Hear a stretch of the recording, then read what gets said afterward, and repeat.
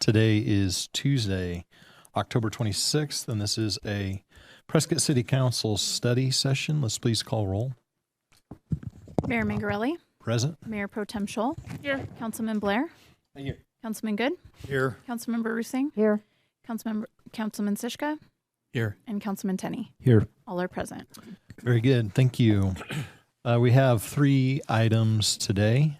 And if you would like to make public comment, Sarah, the card's back there for public comment. Perfect. So please grab one of those and fill it out if you'd like to speak.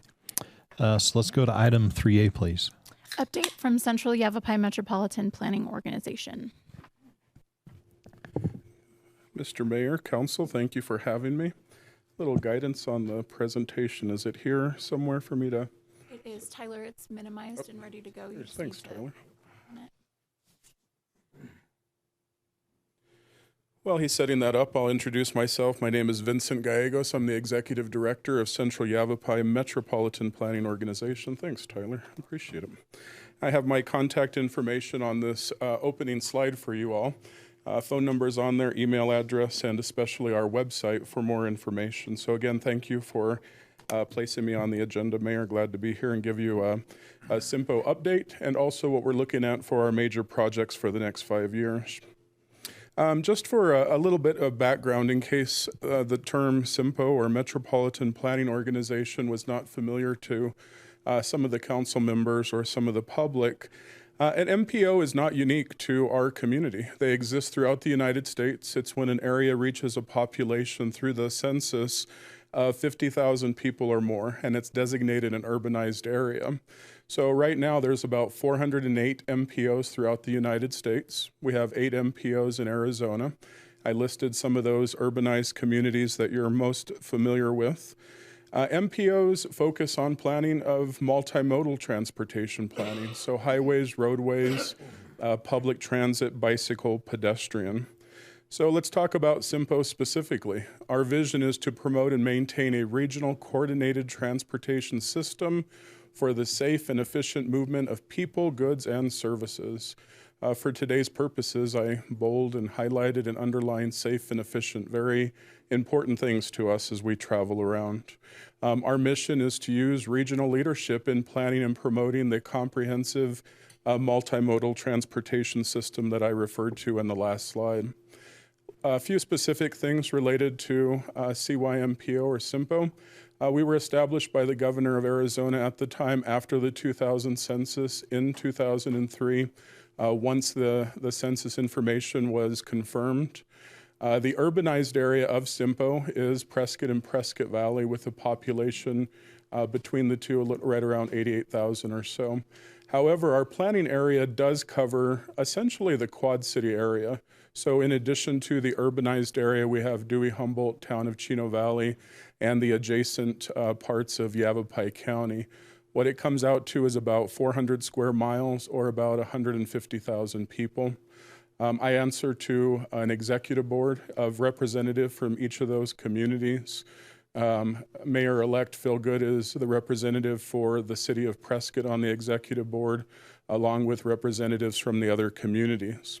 We have a technical advisory committee, maybe similar to like a planning and zoning commission that works with staffs and makes recommendations on to the board. We also have a committee a few years old. It's called the Ecosystem Connectivity Mitigation Advisory Committee, or EMAC. Works with wildlife in our community, connectivity, and where that interacts with transportation and how to make that interaction safe for both wildlife, people, and vehicles.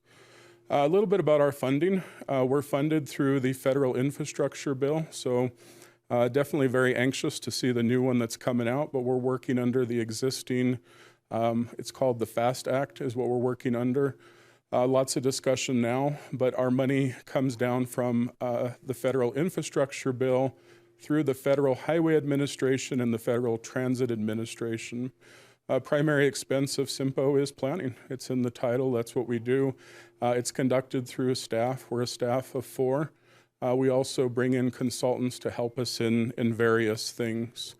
Monies we also receive, in addition to doing planning, we are allowed for some construction projects if that's what the desire of the board and the TAC recommendations are. So some things we've done in the past, we've invested in traffic signals, roundabouts, etc. Plans and study. So again, to go to our website, simpo.org. Our Unified Planning Work Program is a comprehensive budget of everything that we do, both in the narrative and in the dollars. Our Transportation Improvement Program, which will be a little bit of a focus today's presentation, is what our major projects are for the next 5 years.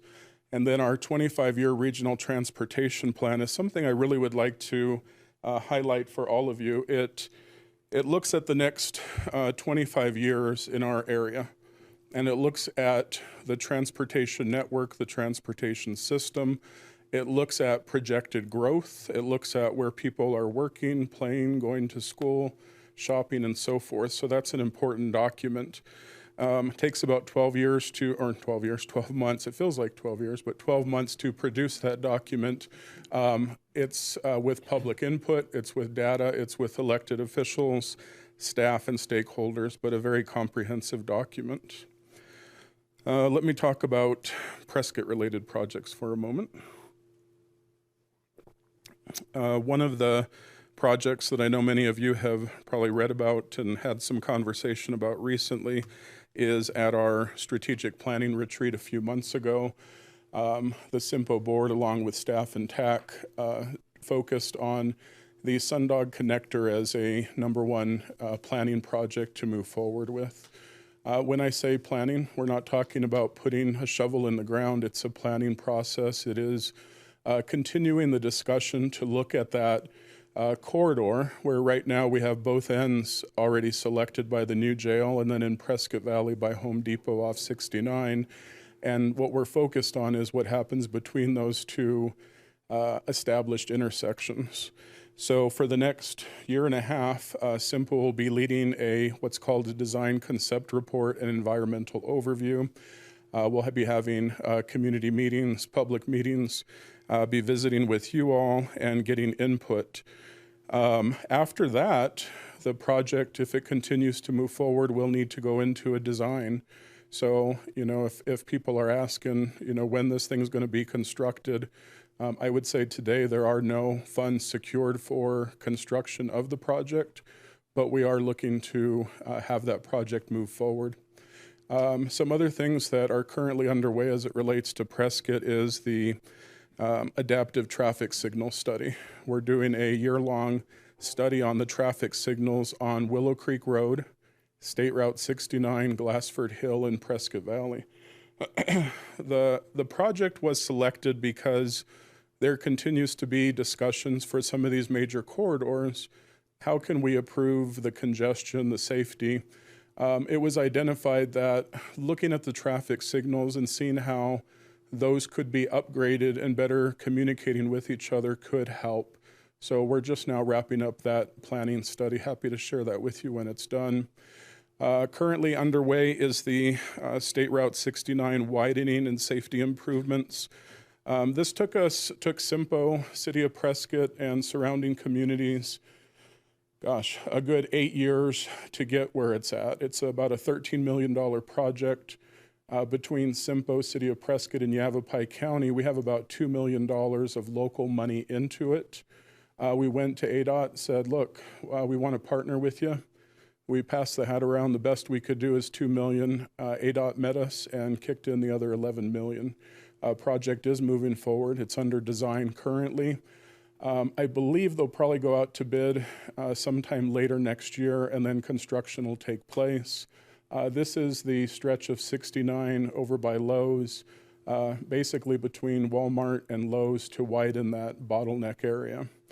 We're looking at doing a traffic signal with the application for federal safety grant funds in the City of Prescott to address the Fair Street Gale Gardner intersection. And then we're currently we're doing a plan, State Route 89A eastbound on-ramps. If you're familiar with that area, if you stay on the right, you end up going on the frontage road. So traffic is continuing to build up in that area. and we're looking at some solutions to it. So those are some Prescott-related SIMPO projects. Here's our 5-year major planning projects. As I have already mentioned, Sundog Connector is in year 1, which is where we're at now. July 1st, we would be looking at doing the State Route 69 Master Corridor Plan that would essentially run from 89 intersection in Prescott to State Route 169. That planning study will allow us to look at the entire corridor. Where are the bottlenecks? Where are the safety issues? Where's the congestion? And would allow us to leave with a plan as to how to address it. Following that would be a widening plan for 89A between 89 and Glassford Hill. And then it would be followed by a Great Western Extension off of 89 and 89A. And then the final thing is the 89 Master Corridor Plan. Just on a few other notes, public transit in that multimodal planning. We've conducted in the past a comprehensive transit plan for the Central Yavapai region.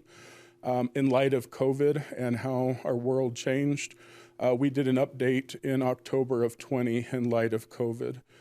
Just to let Mayor and Council know, the urbanized area receives federal funds of about $1.2 million a year for public transit.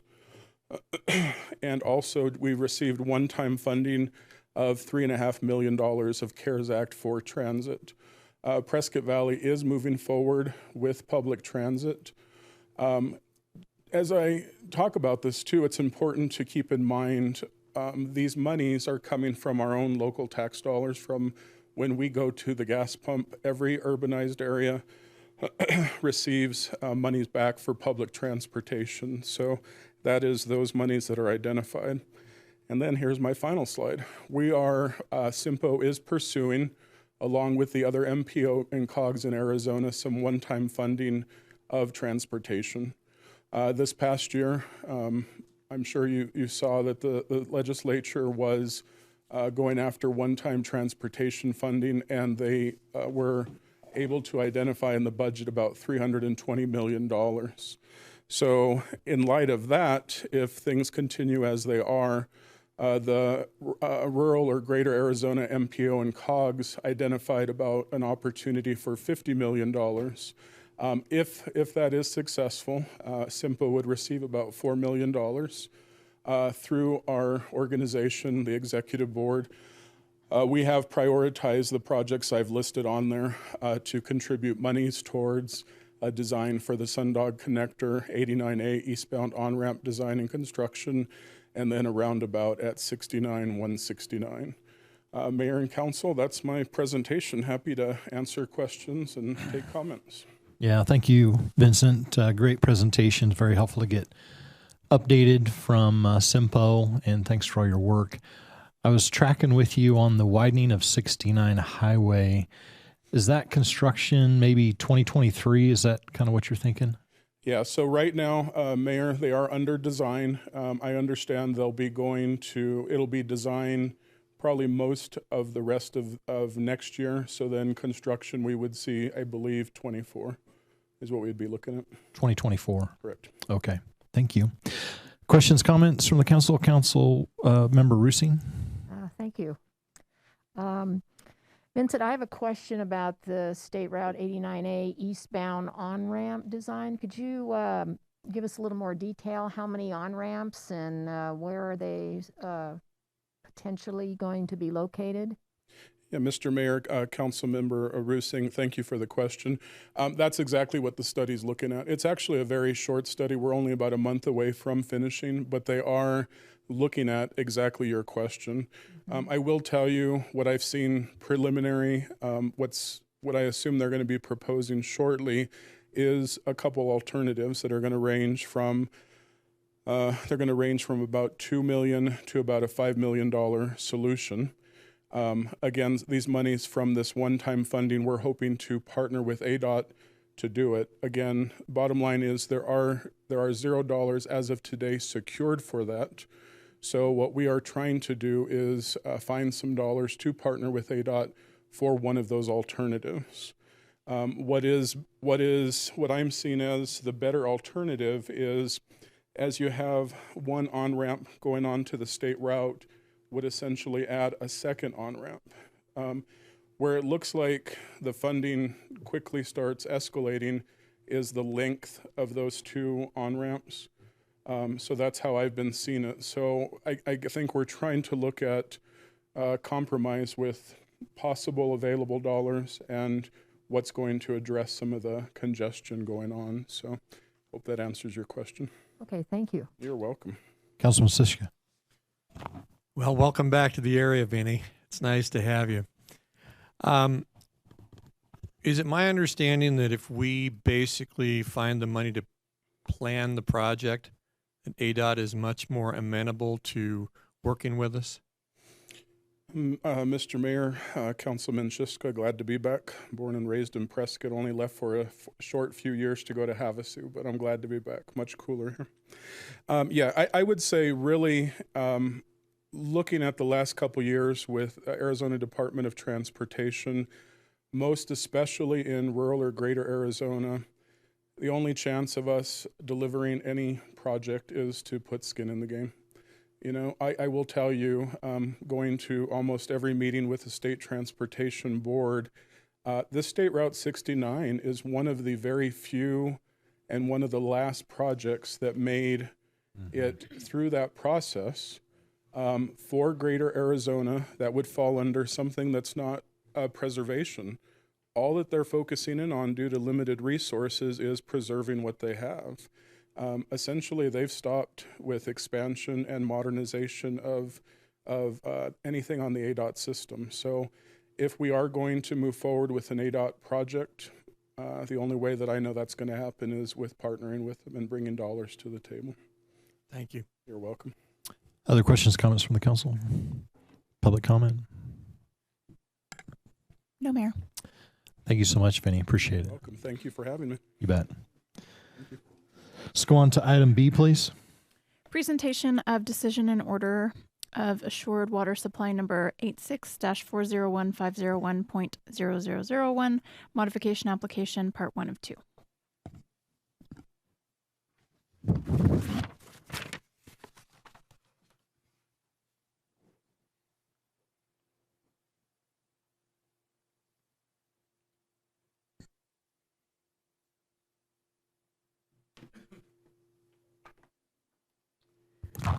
Okay, good afternoon, Mayor and Council. Leslie Grazer with Prescott, Public Works, obviously Prescott. Sarah, we had 2 consultants that were going to join us on Zoom. Can you verify that we have Mr. Dishlip and Mr. Pierce? Yes, they're both here. Wonderful, and they can hear us. Great. So today we're doing a part 1 of 2. This is a larger project, so we thought it would be better to break it into 2 parts. And it leads you up to a resolution that will need to be seen before you, and it allows your city manager to sign the application. So we'll just take I think this fairly quickly. I was told you're pretty much up to speed. The Council Subcommittee for Water Issues has seen this every other month as the project has developed. But on the phone or on our virtual system today, we do have Herb Dishlip with Herb Dishlip Consulting, as well as Michael Pierce with Gamage and Burnham. One specializes in everything water related to management and has a skill set that decades worth of a skill set. And the same is for Mr. Pierce. He's represented the city in the past as we've worked through water management and supply discussions for many years. So we're very fortunate as a city to have both these gentlemen available. And they will chime in or be able to answer questions that you may have today. The third consultant on this team will be joining us next time because they focus on the science on the groundwater modeling. So these are your topics for today. As I said, we're breaking things up a little bit, so we'll just run to the first one. Is when is this application due? It's required in our current DNO to have it in-house at ADWR by the end of the year, and it requires an initial $2,000 fee. Now, for the fine print, what does it look like after you turn it in? So afterwards, they look at this as they have licensing and time frame rules. So the first is basically a 200, and it's very tiny, so I'll just call it out to you there, 210 days after receipt. They look at it to determine if it's complete. And so that's 7 months they have it in their hands. With the administrative review, meaning did you turn in all the pieces? Do you basically meet what they've asked for administratively? If you haven't, then they will issue an incomplete letter, and it suspends your time frame. And so while you're gathering your information that they've requested in a written format, the clock has stopped. You prepare your items and you turn them back in.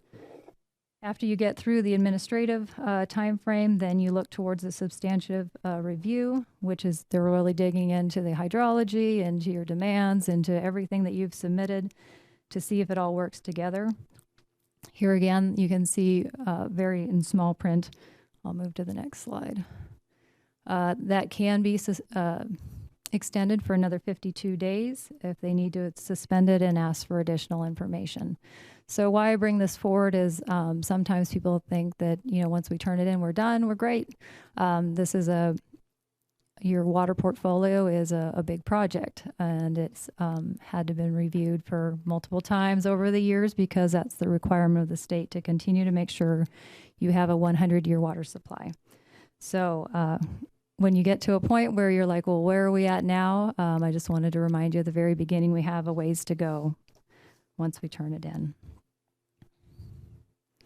So the application requirements, this is a slide you've seen before, just so you know the different components that are being brought forward. Your two big heavies are your demand estimates and your physical availability. And how those get broken down is today. We'll be looking at the demand estimates again so you can see, excuse me, how those have been worked on during this time period and how they continue to be worked on to really pull the whole picture together for the city. So on this slide, I'm going to turn it over to Herb Dishlip so he can walk through the next several slides with you about your current committed and projected demands.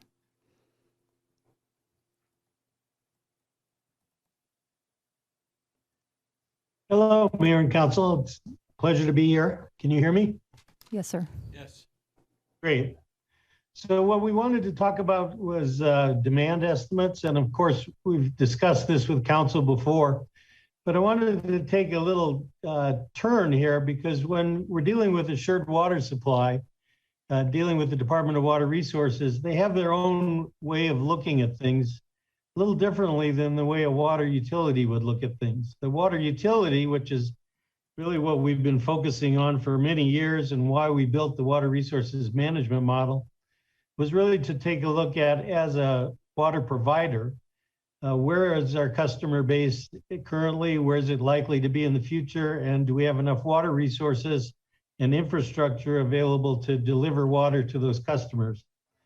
What the assured water supply does is it takes a more regulatory approach, and it involves things like consistency with the active management area goal of safe yield. It brings in consumer protection parameters. And it has a special way of looking at projections, and it really limits the projections to 20 years into the future, whereas what we've looked at through our modeling is all the way to build out. So we had to do a little bit of specialized evaluation for demand to satisfy this project. We'll start with the current demand. That's where the Department of Water Resources looks first, and they base it on the most recent year of annual reporting. And our demand estimates currently, based on the 2020 annual report, we estimated about 9,200 acre feet, 9,188. And that number is a little bit different than maybe you've seen in the past. It includes both potable demand, which is our customer base for delivery of drinking water supplies. And it also includes our non-potable demand, which we deliver through a separate pipeline of treated effluent water for golf courses and for sand and gravel operations. It also includes an estimated value for lost and unaccounted for water.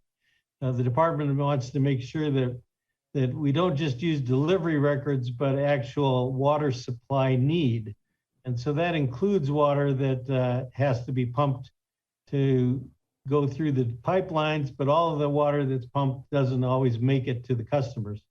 It also includes things that are unaccounted for, where we sell water through fire hydrants or for firefighting, things like that.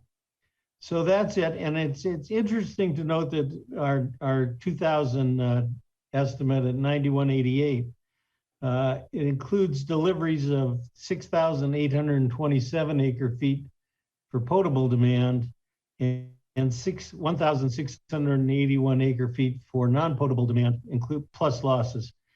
The 1681 for non-potable demand for golf courses and other users happens to be the highest use in the last 10 years. The same customers using the same water for the same purposes, but for some reason, 2020 happened to be their highest year. But it does reflect in what the department wants to know is where your starting point. So our starting point is 9,188 acre feet. The other thing to note is that, and you've seen this before in our presentations and presentations by Gary Woodard, that even though the city has grown quite a bit, the rate of increase in demand has flattened out quite a bit over the number of years. And so at 6,827, that may be the highest in the last few years, but the rate of growth in demand has really flattened out, and that's reflected in our future demand estimates. So next slide, Leslie. So we're moving on to what the Department of Water Resources calls committed demand. And committed demand is water that the department considers, even though you're not serving it currently, you have an obligation to serve. And that brings in things like consumer protection, of making sure that future customers where a commitment's been made will have water reserved for them before we go and add new customers and in a competing demand for the same water supply. So why do we have a range here of about 1,200 acre feet to 3,200 acre feet? Now that's because it's not quite clear to us how the department wants to interpret the term committed demand. And so we put together a series of estimates looking at possibilities that we might submit to the department, especially if we could get a little bit more feedback. What we've seen is that there's a series of categories. The first category of committed demand is those customers who in 2020, they were our customers, but some of them came online in 2020 and they only used water for part of the year. And other customers who've been customers longer than that, for whatever reason, were dormant. The house was empty that year, and somebody came and moved in a part of the year. And so we estimate that we have about 107 acre feet of additional demand just to serve the customers we were serving in 2020. Then we have a series of recorded lots, and that number of recorded lots for a wide range of subdivisions. Some of them have been on the books for many, many years, these subdivisions, and just haven't had the infill yet. And we estimate that those customers at about 1,100 acre feet. So the low range would be just the customers that we know about, plus the plats that have been approved. And that comes out to be about 1,200 acre feet. Then we've looked at, well, we also have other commitments. We have commitments to pre-1998 plats that had preliminary plats approved by the city that haven't come to fruition. We have commitments to Chino Valley Irrigation District landowners who sold their water rights to the city. And part of the agreement was that if they requested water under certain circumstances, the city of Prescott would provide service to them. Many of those have actually come into being. Some of those have been subdivided, but many others are still vacant land and no commitment has been made or no request has been made. And yet that might be still considered a commitment by the city that upon request, we will provide service. Another category we've looked at is intergovernmental agreements that the city has entered into. For example, Chino Valley Commercial Corridor or Stringfield Ranch Domestic Water Improvement District. Again, we are not providing service yet, but upon request, the city's agreed that they would provide service to those areas. And that could be considered a committed demand. And another category we've looked at is the Yavapai Prescott Indian Tribe, where we reached a settlement agreement and a service agreement. We are providing service to the reservation, but they have undeveloped land that could be developed for additional housing or commercial enterprises. And that might be considered a legally committed demand as well. So when we put all those together, we end up with a range of about 1,200 acre feet of commitment to a range of about 3,100 acre feet of commitment. We may also have some additional commitment. As I mentioned, the non-potable demand in 2020 was as high as it's been for these same customers. But those customers could expand their use under current contracts. We're not sure they ever will, but they could. And that could be considered a committed demand too. And that might be in addition to the 3,000 acre feet. So let's see if we could go on to the next slide. So the next slide we talk about is the Department of Water Resources wants to know, well, in addition to current demand and the demand you've committed to, are there other customers who you think are going to come into being in the next 20 years who are not in one of those two categories? And this is really a growth category for new developments, both in subdivisions and on unsubdivided land. It could be commercial developments, it could be multifamily developments, or it could be subdivision developments. And the trick here is to look at what might happen for developments that are not particularly associated with committed demands. And so what we've looked at in discussions with, and this is within a 20-year projection, we looked at dealing with the discussions with community development and monitoring growth in the city service area, that we think about 450 new accounts per year is a reasonable estimate for growth over the next 20 years. We know it won't be exactly 450. Some years it might be a little more, some years a little less. Very much dependent upon both the general economy, the local economy, and the ability of construction labor to support housing development. But we put together an estimate based on 450 new accounts per year. And what we've looked at is that there's right now a big backlog in master planning and in preliminary plats of lands and subdivisions that are likely to go to seek final plat. And that will be the key growth area for the next 20 years. Now, over the first few years, we have a backlog of already final platted developments. And housing is going on in those housing and construction. We also see infill every year. Every year, some of these houses and lots that have been vacant for a long time, people come and they find a contractor and they build those houses. And we try to estimate how much of that demand will be current based on those commitments of prior development and how much will be tilted towards new development. In our model estimate, we've kept the first few years mostly on that committed demand, but we see a big spike growing into these new subdivisions, especially on the north side, where we'll see new development coming in. And so that's what leads us to a projected demand. These are demands for customers over the next 20 years, a buildup. Every year, it's a little bit more, a little bit more.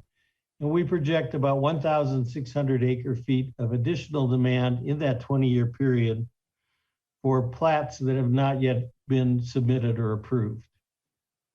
Next slide, Leslie. So this is kind of a summary of the demand estimate and putting it into perspective. When you put the three together, the low end, we're looking at about 12,000 acre feet per year of demand in the 20th year. At the high end, we're looking at almost 14,000 acre feet of demand in the 20th year. Starting at around 9,000, you can see the projected demand does show expected growth, potentially quite a bit of growth, but somewhere probably in between is what we can actually expect. And so the range that we're looking at is in this category. And what we need is to talk this through a little bit with the Department of Water Resources, how they would like to view that. But this is kind of what we're looking at as projected demand. Now, obviously, what's important in assured water supply is, do you have enough water resources to cover those demands? And that's the key in being designated as a designated provider. As long as you have enough water resources, more water resources than you have projected 20-year demand, your designation will be approved. So the demand number is very important, and Department of Water Resources in our 2 initial meetings said they intended to focus and take a good look at what our demand projections are. So with that, I'll turn it back to Leslie. Were there any questions for Herb on that segment? Questions, comments for Herb? So far, so good. Okay, thank you, Herb. I'll continue forward. So this is what your portfolio looks like in a very basic diagram that you've seen over the years. And we brought it back because I think it helps with seeing where the changes are going to occur when we take this project in. So starting at groundwater in this block here, we know that there'll be increases based on the pre-1998 plats. So that number has been worked on, as well as any extinguishment credits, any wells that were private well ownership that they've now come onto the city's system. We're looking at all those categories, and so we know we'll see increases in this block. When we look at the next piece, this is your renewable block. So it's what supplies you use in addition to groundwater supplies that you've acquired over the years, and how they fall within state statutes. So this block will look at the first one over here, which is your direct delivery of treated effluent supplies. And the work that's been done so far, we see that there's going to potentially be an increase about 2,071 acre feet. Let me just pause right there. As I have on all these slides, I hope you know that this is draft, because we're still working these numbers and making sure they're falling into place the way we would expect them to. If we have anything that appears at the 11th hour, we're going to need to bring it into the discussion. These next 2 blocks, effluent supplies for storage and recovery, as well as a long-term storage account. We're seeing some changes here. This number will probably go down a little bit for the city to 3,075 in that neighborhood. And then we're seeing potentially a little bit of an increase in what we pledged to the city's long-term storage credit account. What from that account will be brought into this portfolio. So maybe about another 50 acre feet. And then surface water side, we've had to look at the history a lot on this, run the numbers a lot, talk with water operations. And this number that you have in your portfolio of 1391, that was the best that could be done with the data available at that time. So Herb has worked on many different ways to look at the supply again for the city, and we're looking at potentially 1527 in that neighborhood for a change in the portfolio.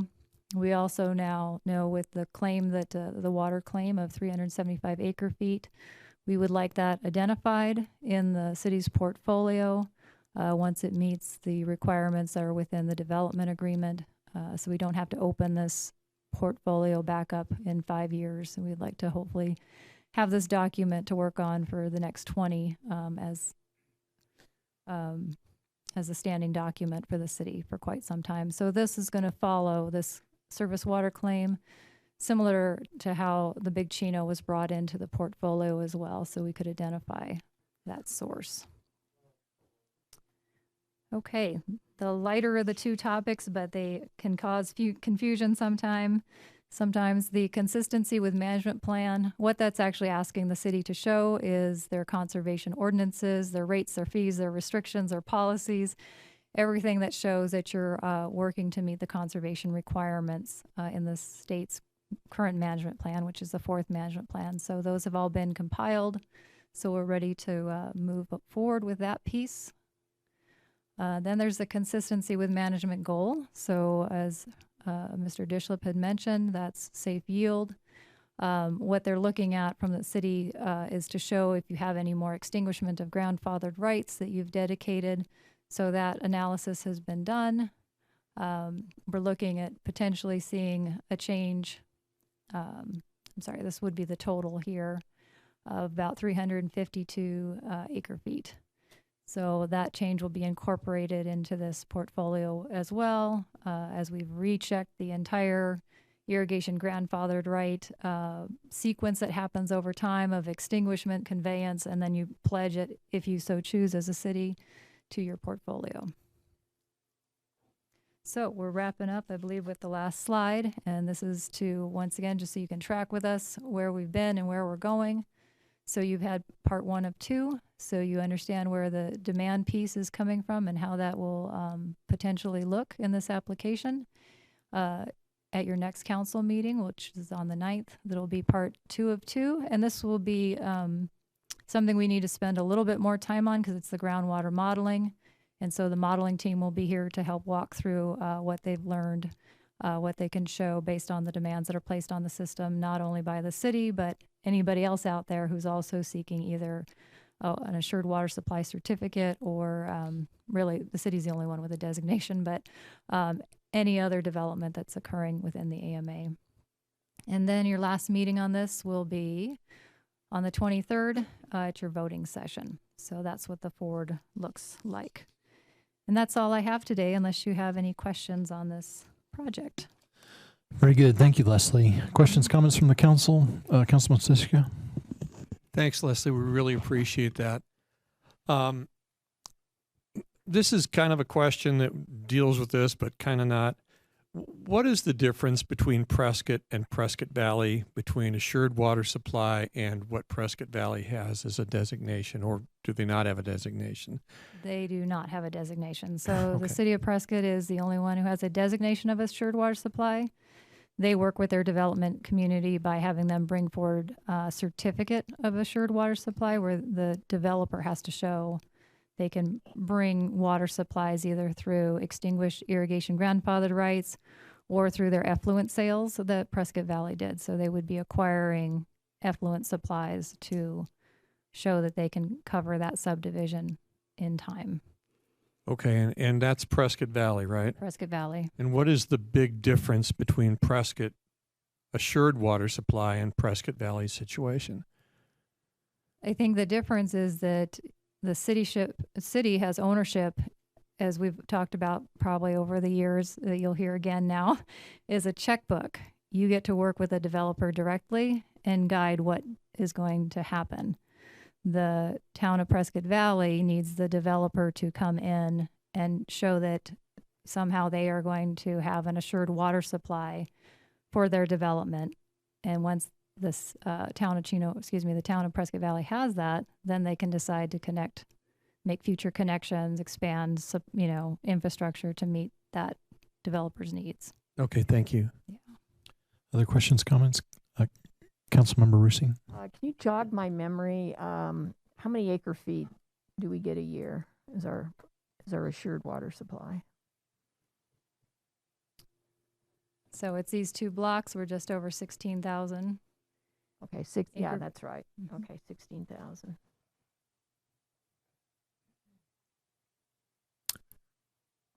Councilman Good? Thank you, Mayor. Looking at those projections of 1,607 acre feet per for over the next 20 years for projected growth. If you do a quick little bit of arithmetic there, if we allocated 80 acre feet per year, then we, over that 20-year period, we should be able to meet the projected demand. I would think so. So would that necessitate a kind of an escalating allocation, or should we kind of think about limiting the amount of water granted to new developments in that 80 acre feet per year threshold? Well, I guess this is up for discussion now. I'm not in those discussions at this time. So if the city wants to provide a block of water out to development each year, as it had done quite a few years ago, that would have to be outlined in a policy, and how that would, how that would work. Right now, your policy is not set to, push out a certain amount of water. Under the previous water policy, we did have more of an allocation, annual allocation threshold. So at least looking at those projection numbers, if we were to reestablish that type of an annual allocation, then that number probably would be justified to at least be considered as a threshold number.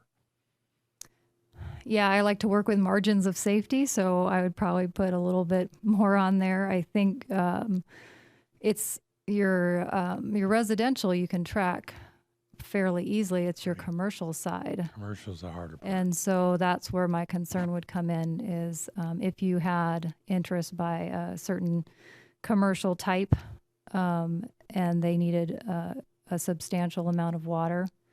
That's where we've had trouble in the past trying to decide how we handle commercial and how we are able to invite those developers in and meet their needs. So I guess that would be the only cautionary note I'd put on there is you can put a certain number on there, but engineers and even the water professionals we work with, some safeties that we try to keep in place over time. I think that's primarily the difference between prospective planning and retrospective analysis, where we're analyzing water budgets for commercial development after they've been granted, and then analyzing how much is actually used for that development, where prospective planning, at least for residential development, I think is a lot more likely to be accurate. Yeah, there's things the councils, every council has to consider how they're going to manage their water supply and what policies they'll put in place to look at these things. I'll just stop there because commercial is a whole nother topic, I think, in terms of if we're starting to look at how much to allocate out. There's been some recent discussions within the county of adopting SB 1575 for non-municipal water management. Has that been possibly considered in our plans? I don't think that would override any of our assured water supply status, but it certainly would impact the condition of the aquifer and overdraft. So I'm not sure if that is even relevant to this presentation. I might lean a little bit to Michael Pierce, Mr. Pierce, on 1575, if he's still available on the phone. It was intended for areas that were outside of the active management area, I believe, communities. But can you, if you're available, Mr. Pierce? Is he still online? Yes. Good afternoon, Mayor and Council.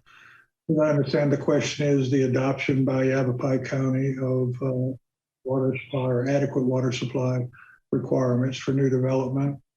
The goal there is to allow the county to apply the same standards that would be applicable in an active management area to limit new development to those that can prove a 100-year supply.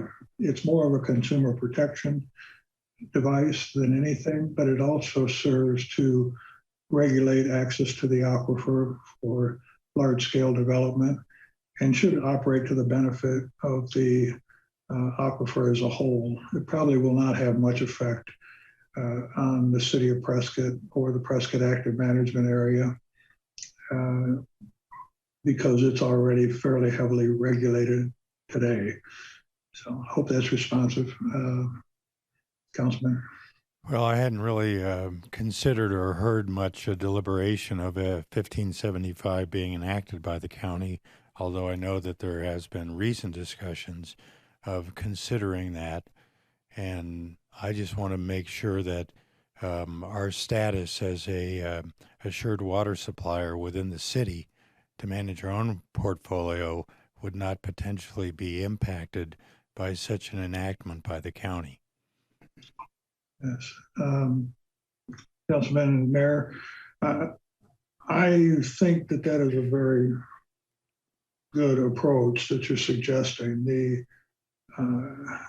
county control over water could be in sharp conflict with designated providers, such as the city of Prescott, and also could raise difficulties in the overall administration of water at the state level. So I do have concerns about those programs and how they will be managed.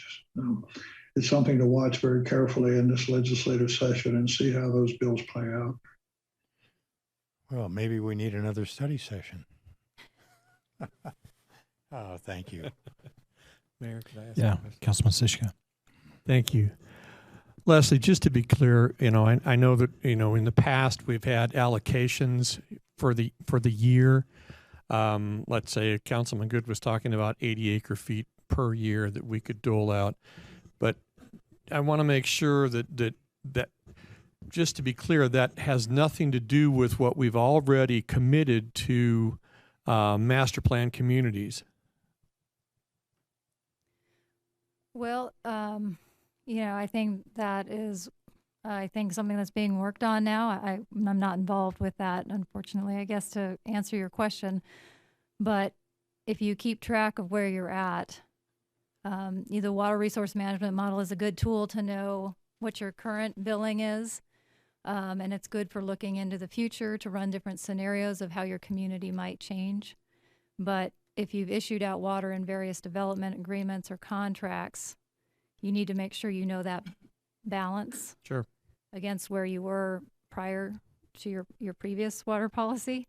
And then you can see what that headroom is of amounts that you might want to look at to further allocate out. Yeah, where I was going with this was, I think that we have already committed to master plan communities, and the 80 acre feet, I'm assuming, would be for future development, let's say outside of master plan communities. And, you could say, okay, you got 80 feet this year, and once we hit that number, for other than master plan communities, I mean. Right. So I think what you're getting at a little bit, Councilman Siska, is that the legal department had told us quite a while ago that, policy, you can generally follow policy. Codes are a little more stringent. And if it's in contract, then you have a firm commitment. So anything the council has written into contract and both parties, it's fully executed, you're committed to that unless both parties are willing to come back and renegotiate it. But so that water is already, it's like the contracts you've been writing since, like 1949. There's commitments council's made. And then staff generally tries to figure out how we can continue to meet those commitments in a changing environment, meaning laws change between 1949 and 1990. Or excuse me, I should say 1980 with the Groundwater Management Act, and then 1998 when the area was declared out of safe field, and we had to bring on these assured water supply rules in kind of full force in this area. So I think bottom line, what you're getting at is if it's in contract, the city's committed. And if there's any available supplies outside of that, once the city determines what those additional supplies might be, then they look at how they might want to, as a council, decide to allocate those supplies. Let me ask you this. If, in fact, let's say, we have a water customer or a prospective water customer here in the city of Prescott, they're developing their lot. And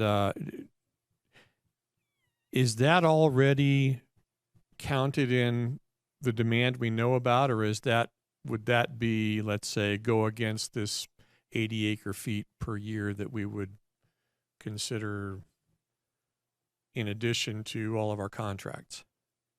Well, if it's a property within side of city limits, and I think maybe you're getting at just a single lot, a single parcel, and that single parcel wants to connect to the city, then they would need to meet policy as it's stated right now. They would need to meet codes as they're written right now.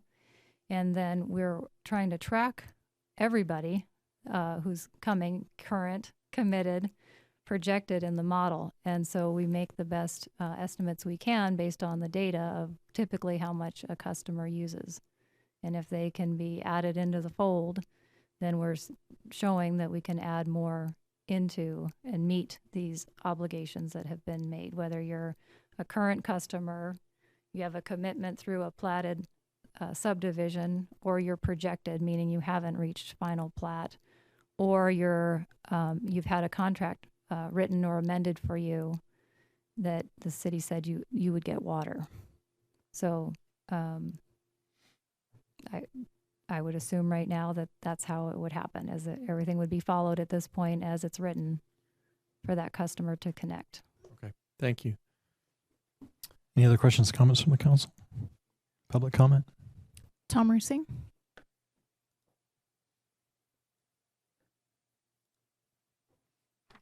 Good afternoon, Tom Rusing, Prescott, Arizona. I found this very interesting, and it is a complicated topic. I guess what I took away is we have an estimated assured water of about 16,000 acre feet, and based on this, the high-end demand of 14,000 acre feet a year, and therefore we're pushing pretty close to what we think our bottom line water we have available, if I understand that correctly. And so I guess my question is, should we be that close, 2,000 acre feet, should we be that close to our estimated water supply in uncertain times, especially in view of temperature changes, drought, and failure to reach safe yield? And so I guess my question is, are we taking into account those other factors that may be difficult, such as the temperature, drought, and are we taking into account in this whole assessment our failure to reach safe yield? And as citizens, how comfortable are we on pushing the number of the demand, future demand? How comfortable are we pushing that to this uncertain point, and what kind of buffer would be reasonable? Mayor and council, do you want me to follow up with Sure, that's fine. responses, or okay? And I'll lean a little bit on our consultants on the phone, Mr. Dishlip and Mr. Pierce. I think the first piece that I heard, we're looking at potential demands around 14,000, and they'll have to correct me if I'm wrong here, which is absolutely fine, is that's the number we'll be taking in as our demands that the city has. And then we have to show that there's supplies to meet those demands. So if in previous DNOs we showed a greater demand than we're showing now, then we might not be at that 16 when we're all said and done out the door. So if you allow us a little more time to work on that, that would be helpful. And then the second part of the question asked about taking into other considerations, such as drought and safe yield, things of that climate kind of related things. And do either gentleman have a response on that? I know we have to work and meet the safe yield goals and show that through modeling, but I don't recall that there's a section about climate change or drought.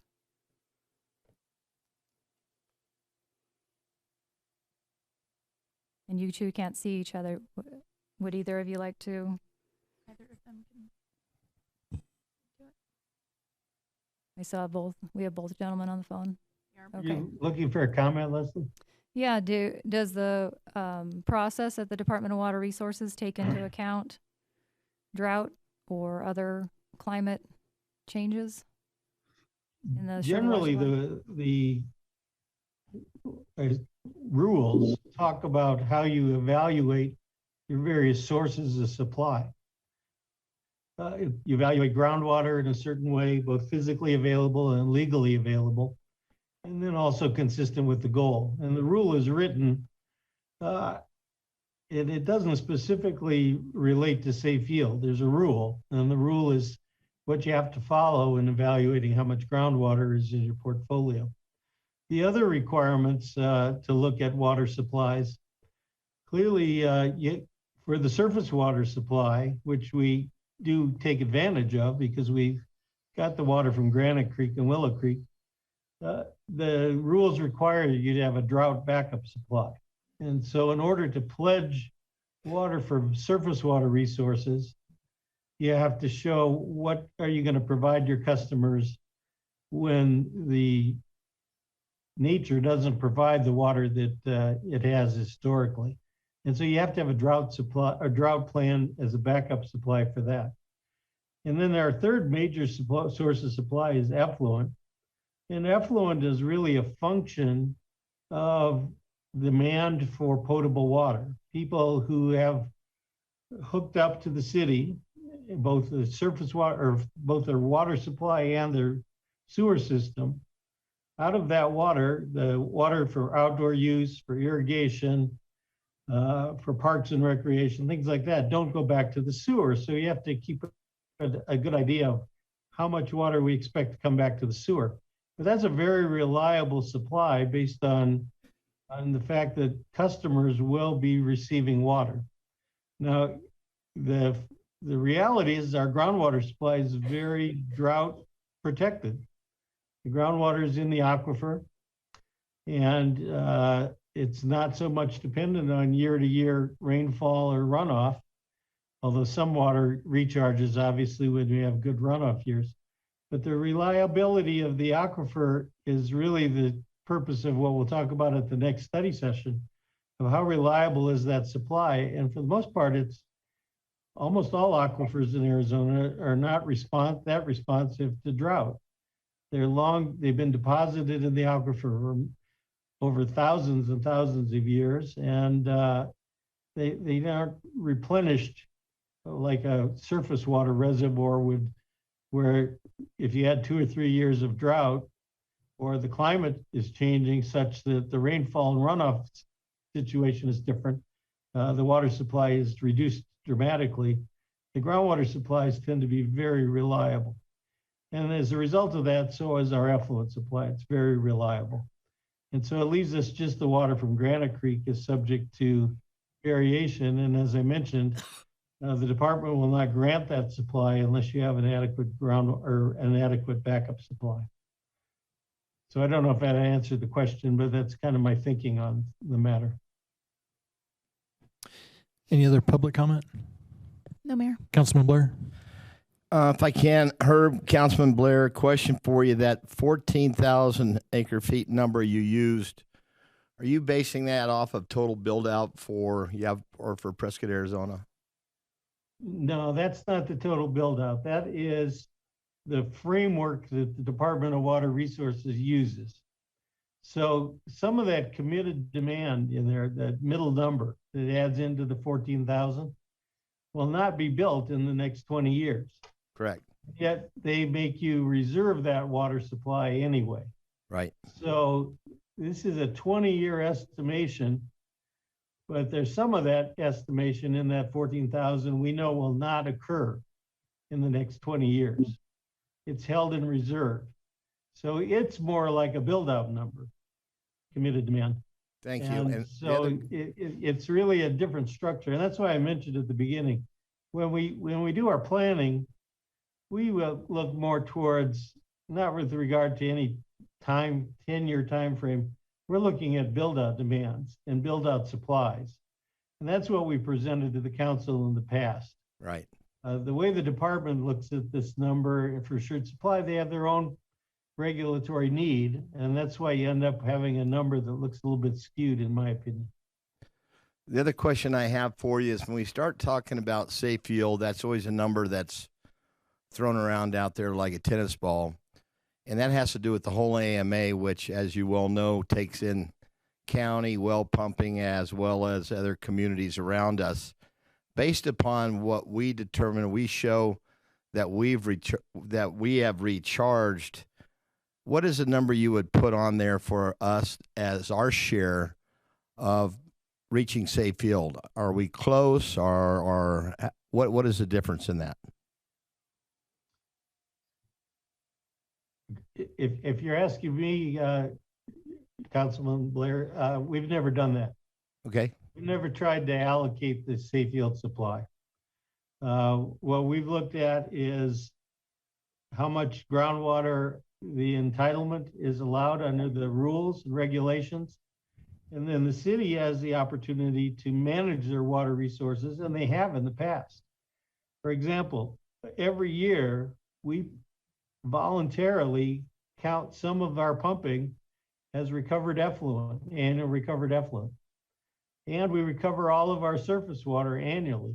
We recharge it and recover it. And that automatically, if you save water in one direction, or you count water in one direction, you're saving groundwater in the other end. And so the policy of the city towards how much water counts as groundwater is really a function of how you want to manage your water resource portfolio. For assured water supply, though, the idea is to determine what the legally available portfolio is. Right.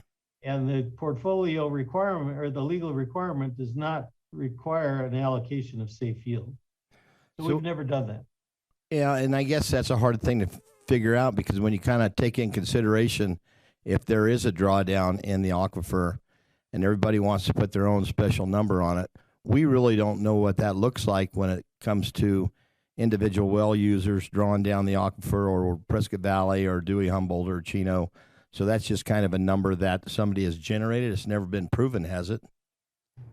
Well, the department, back when they declared the basin out of safe field, or the AMA out of safe field, made a calculation, I think this was in 1998, of what the safe field volume is for the AMA.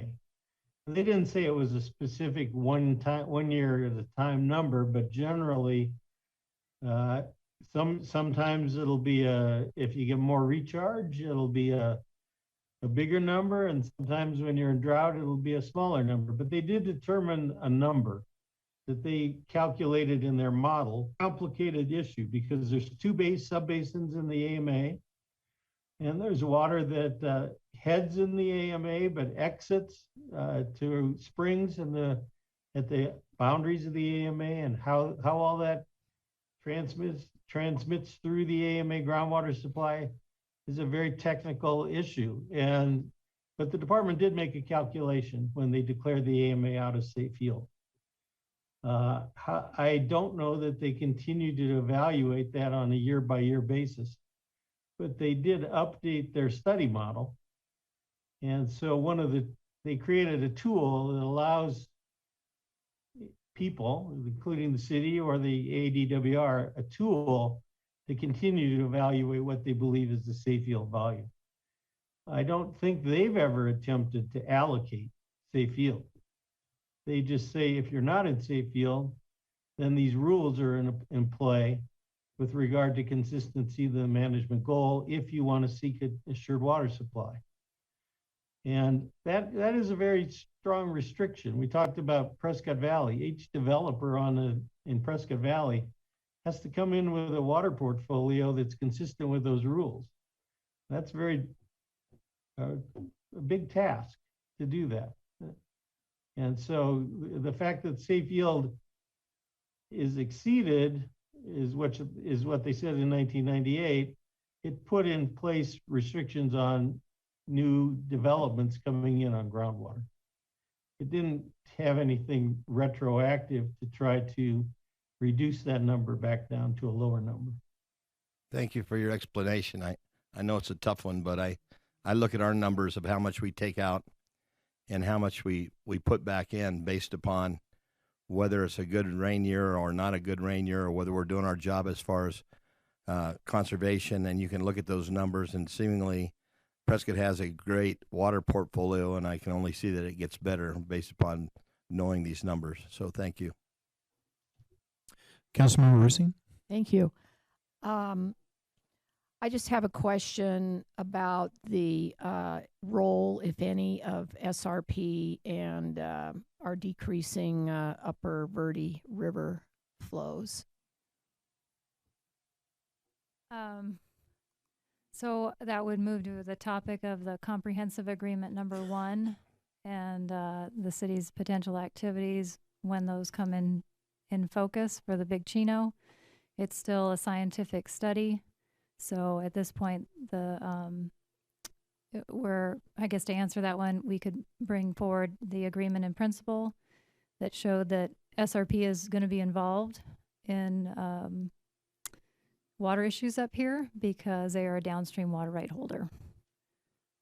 But related to this project, their involvement would only extend to any further discussions that might happen related to the surface water component. Okay. That's being brought in, the 375. But a lot of those conversations have already were held prior to us opening up this DNO. Okay, thank you. Mm-hmm. Other questions, comments from the council? I do have a public comment on Oh, this. yeah, go ahead. Howard Mechanic.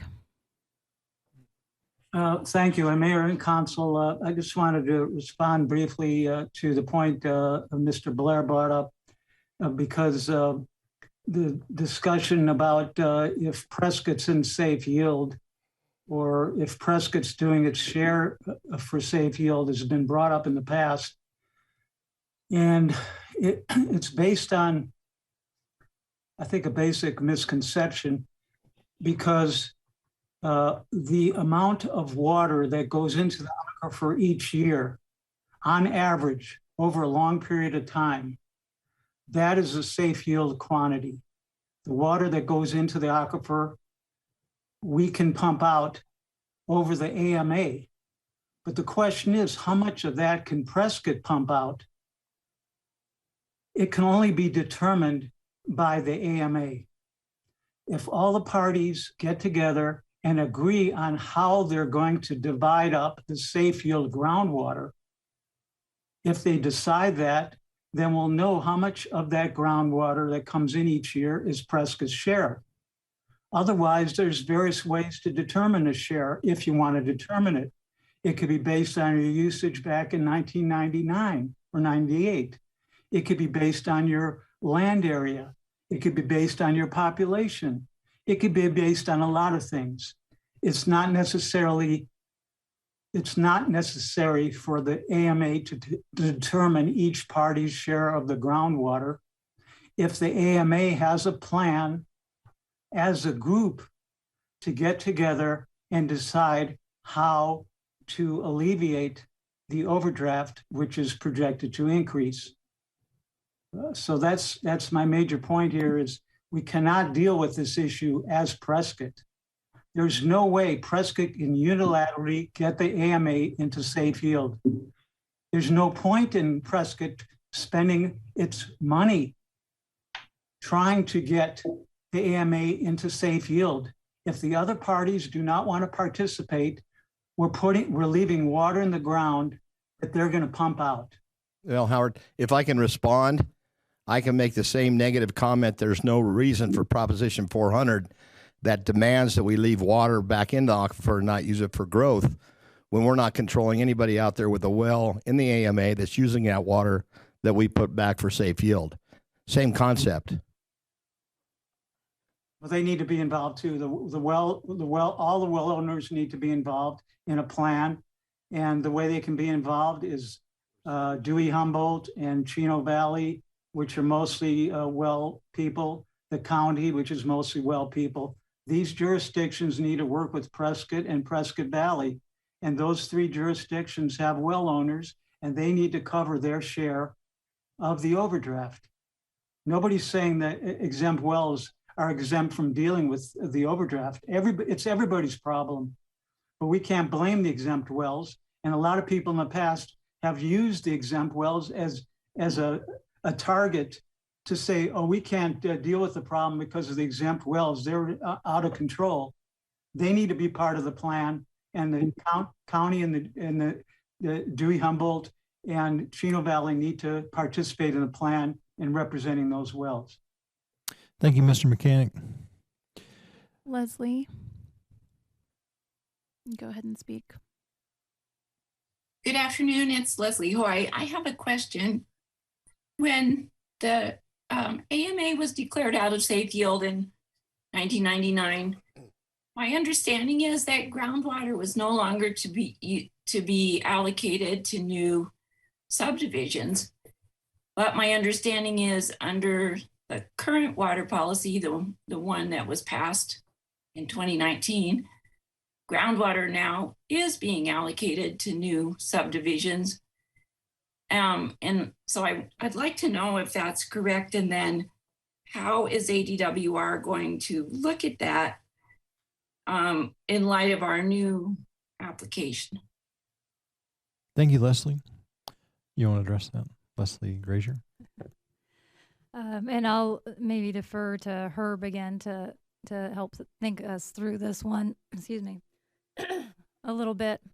Herb, if you're still available, did you hear the question? Yes, I heard it. Yeah. Would you be able to provide some Sure. thought on that? Because I know you've advised us in the past about how that's looked at. Thanks. When the AMA was declared out of safe yield, it started a process by the Department of Water Resources to adopt specific regulations for evaluation of assured supply in Prescott AMA with regard to limitations on groundwater that can be used for designations. And that's what the department did. They adopted a series of rules, and those rules had groundwater allowances. And those groundwater allowances were part of the supplies that could be pledged towards a designation. The groundwater allowance was set up on a technical basis based on historic pumping plus commitments made to pre-1998 designated or preliminary plats, at least for a designated provider, of which City of Prescott's the only one. There's different rules for developments for certificates of assured supply, but even the certificates of assured supply were granted the right for a transition period to obtain a groundwater allowance. So it was never the point that no groundwater could be used for growth for certificates of assured supply, nor was it ever the point that groundwater allowances provided by the rule could not be used in the designation. And that's really the framework the department adopted in the rules. And so the framework that was adopted puts together a portfolio of water supplies, including groundwater allowances. And then it monitors, if you're designated, it monitors every year how much groundwater are you using, and as long as the overall water use by the designated provider is less than the groundwater allowance, you are not in violation of the assured water supply designation.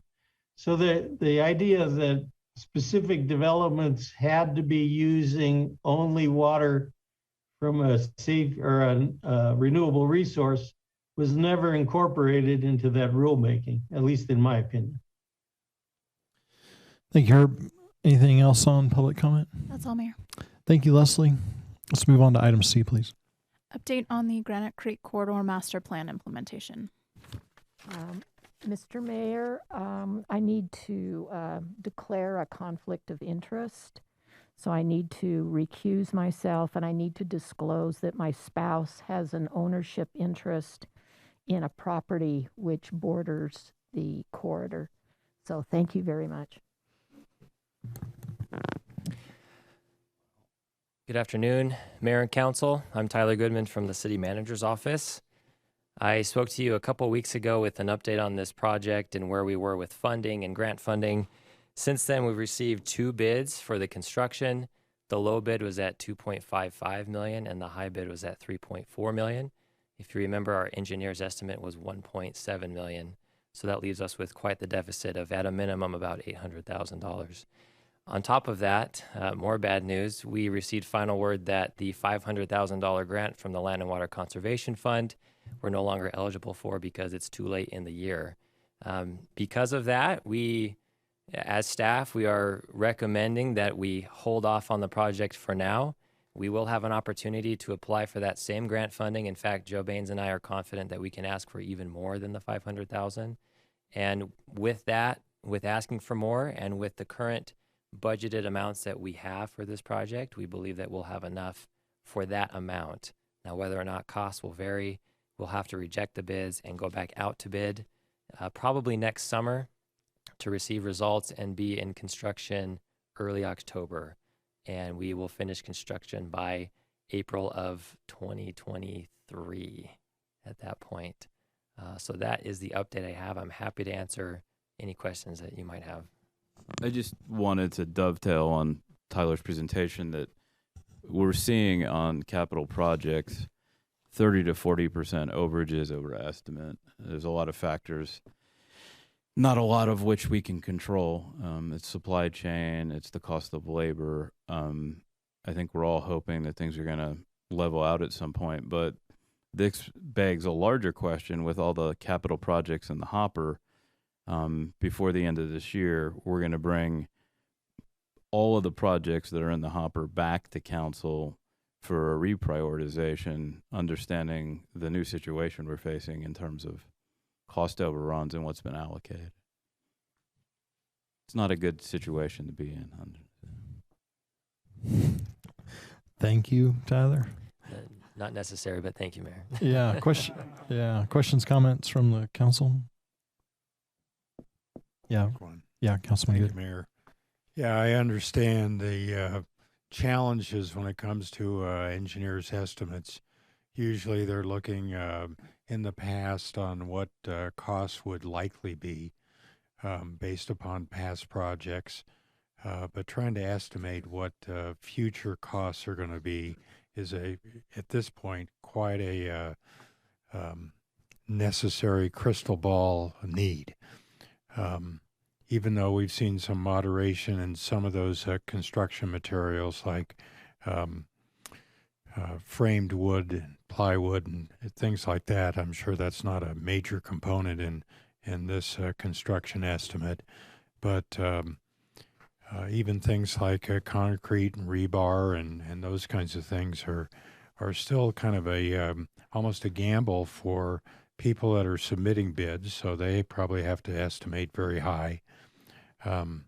So I would hope that a year from now, as supply chain starts to find some leveling off, and some of these necessary components and the labor challenges have had some moderation, then we might be in a better position to look at bids and then also have access to some of those additional grants. So I support this postponement of a decision in this area until time frame you indicated. Thanks, Tyler. Any other questions, comments, public comment? No, Mayor. All right. Thank you, Tyler. Appreciate it. That's all we have on the agenda for today. We'll be back at 3 o'clock. This meeting is adjourned.